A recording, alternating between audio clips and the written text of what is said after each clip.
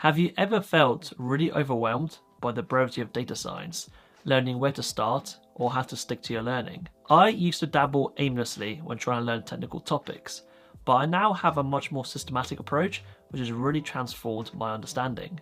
In this video, I want to share my techniques, advice that help me in my learning journey, and general tips for staying consistent. Let's get into it. Naturally, the first step in trying to learn something is to decide exactly what you're going to learn about.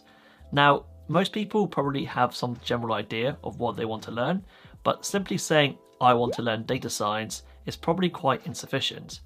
Data science is an area that encapsulates so many different subjects, such as maths, statistics, and coding, to state the obvious.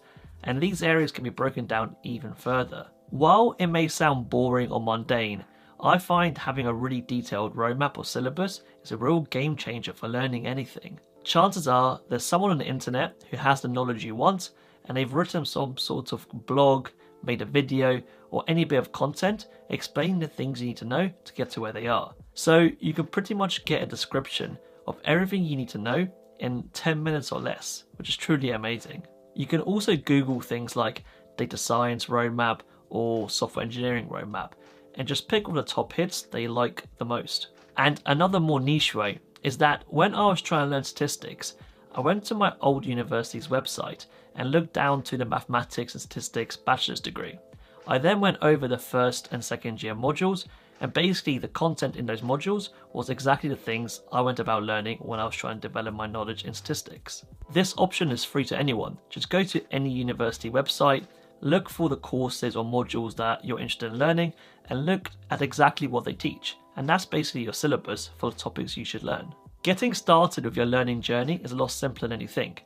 And it only takes around an hour max to get a really good roadmap or syllabus for you to study. If it takes any longer than that, then you're doing something wrong. After figuring out exactly what I need to learn in the different areas that I need to understand, I then go about finding some material to learn these topics. I vary the resources I use. Sometimes it will be an online course, a video, or even plain old Wikipedia. I often have one core resource and then I supplement with others. For example, when I was learning deep learning, I used the hands-on scikit-learn with machine learning textbook as my main core text, but I would often supplement with videos and blog posts to help understand the concepts in a lot more detail.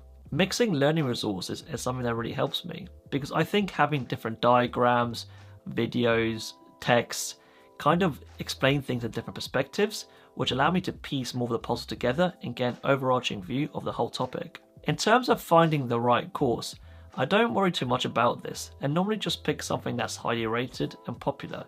I don't try to find the best one because chances are that doesn't really exist because it really depends on you as a person and how you learn. After I've got my detailed roadmap and I found the material I'm going to use to study, I then try to block out time in my calendar to dedicate to studying this topic. As I am a hybrid worker, I basically use my commute time as my study time. So every morning 8 till 9 and every evening 5:30 to 6:30, I will dedicate to studying this technical topic that I'm trying to learn. I think everyone can find pockets in their day to dedicate to studying, even if it's just half an hour. But I do appreciate that this may be easier for some people than others. In one of my previous newsletters, I wrote an article after reading the book Stolen Focus, which was all about how our attention is being stolen from us and has been degrading over the past few decades. The book showed me that there's a real attention problem out there, and being able to focus for a long period of time is a real superpower nowadays. With this in mind, in my study sessions, I turn off all notifications and all distractions so I can focus 100% and give my undivided attention to the study I'm currently doing. It's really amazing how much you can achieve in such a short time, like an hour, if you're just zoned in on something 100%. And finally, when I'm studying, I'm not simply just trying to tick things off a list or measure the amount of time I'm putting in. I'm really trying to gain a deep intuition and understanding about the topic I'm learning. It's about delving deep into the subject matter and really comprehending it.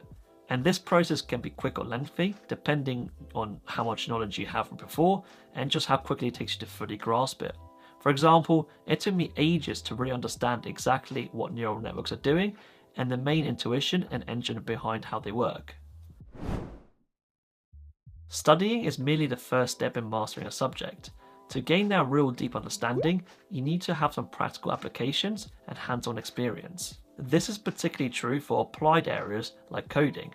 You can never be a really good coder by simply studying the theory. You have to go out and build things on your own from scratch. One of my fundamental principles that I use is that I learn just enough and then I immediately go and start doing projects and building things from the knowledge I just acquired.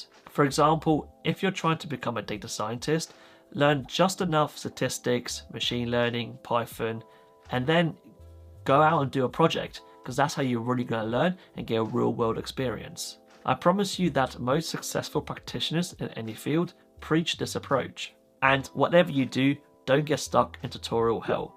Doing course after course after course will have diminishing returns, and eventually you'll just plateau and you'll be learning nothing new extra. Another great way to really build intuition behind a subject is through teaching, and this is something known as the Feynman technique. By teaching, you are both solidifying your understanding and also exposing the areas you lack knowledge of, and therefore you can iterate through this process, refining your knowledge each time. I do this approach all the time through creating videos and making blogs. I can't tell you the amount of times where I've sat down to write a blog and I've realised, oh, I don't know this part, or I don't know this part, and I'm slowly building that picture up. And this process of teaching or making content about the things you learn is really powerful because, like I said, it will expose your knowledge and it'll show you where you're lacking understanding, and then you go and refine on this, and that's how you develop that kind of expert and real mastery of a certain subject. If you're up to it, then I really recommend that you make some sort of content on the things you are learning. That can be anything from a Twitter thread to a YouTube video. But I promise you that it's a very useful technique and it will amplify your learning tenfold. If you don't fancy writing blog posts or making videos, you can always present your knowledge and understanding to a family member or a friend. And even if you don't fancy that, you can always take the rubber ducking approach and present your knowledge to some sort of inanimate object.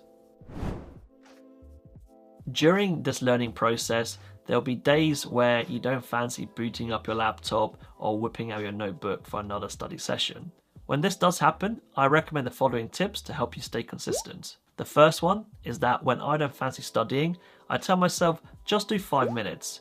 And often just doing that first 5 minutes will get me in the mood, and I will often study for a way longer period of time than I initially intended to.